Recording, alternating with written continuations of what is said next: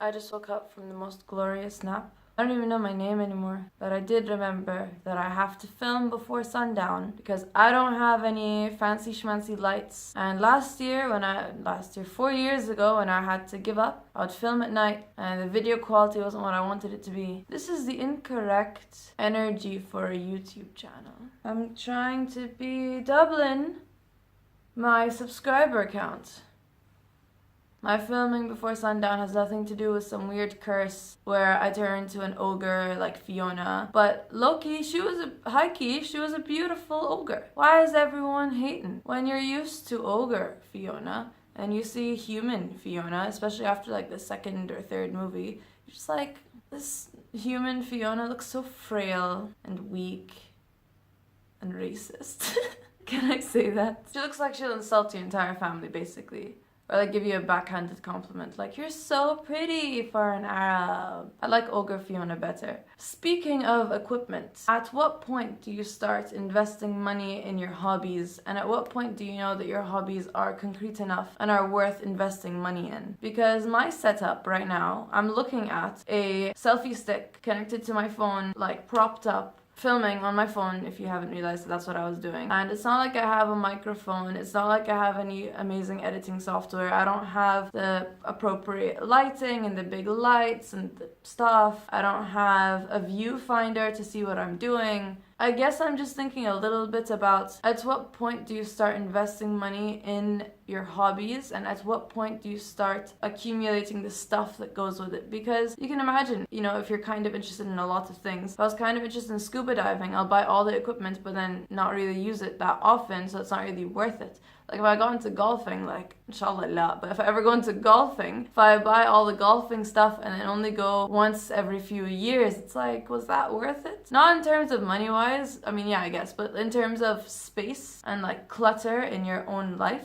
And I've been doing YouTube for a while, so I obviously like it, but will I always be on YouTube? Won't I maybe move on to other things? I know this is kind of like a niche subject. It's like how singers are talking about LA and, the struggles of being a celebrity. Oh, I'm sorry, is your life difficult? Or it's like writers talking about the craft of writing and their characters are all, such big readers. They're obviously talking from a very specific point of view. But in general terms, I think it is still relevant for most people because if you have a passing interest in something, like I like books, kind of. And I invest a lot of money in them. I like makeup, kind of, but I don't invest a lot of money in it. Food-wise or friend-wise, I've started pulling away from spending so much money on restaurants and things that I know I won't enjoy, and then spending more money on experiences and having more genuine fun times with my friends instead of eating in places that I don't care about. But when it comes to YouTube, what I'm thinking of is investing in a camera.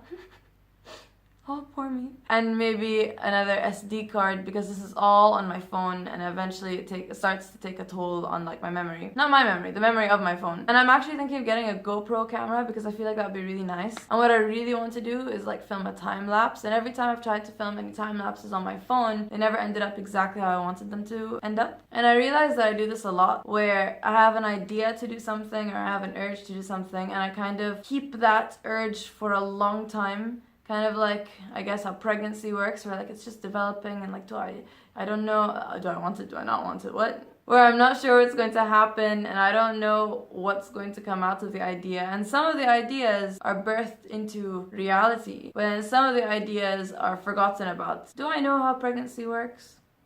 You understand the analogy? That is approximately enough. If you're not subscribed, do it, like right there. Look at that button! Subscribe! I'm trying to reach 1,000 by the end of this month, and I will come with more energy and more videos. Oh, you guys remember the other day when I said that I was perfect and have no flaws? What happens when you don't say mashallah is you get pimples. So, I mean, I don't know if they were gonna come anyway, but look at that. Moral of the story is, mashallah, you look at your own face in the morning, you think mashallah. You look at your own face in the evening, you think mashallah. You make a video all about your face, you say mashallah all the time because one day you won't have your looks. And in a society where all that matters, not all that matters, but a society that values looks very valuable, maybe you would want to keep your looks pretty privileged. So I used to look more like a spoiled Khaliji girl with, perfect skin and no flaws. Someone who actually might insult your entire family or talk about her privilege all the time. But now I look more like a normal Khaliji girl who knows her status in the world and is more intersectional and doesn't only care about the rights of other Khaliji girls going abroad and studying, and starts to care more about the rights of migrant workers and housekeepers in the Gulf. Pimple. Humbling.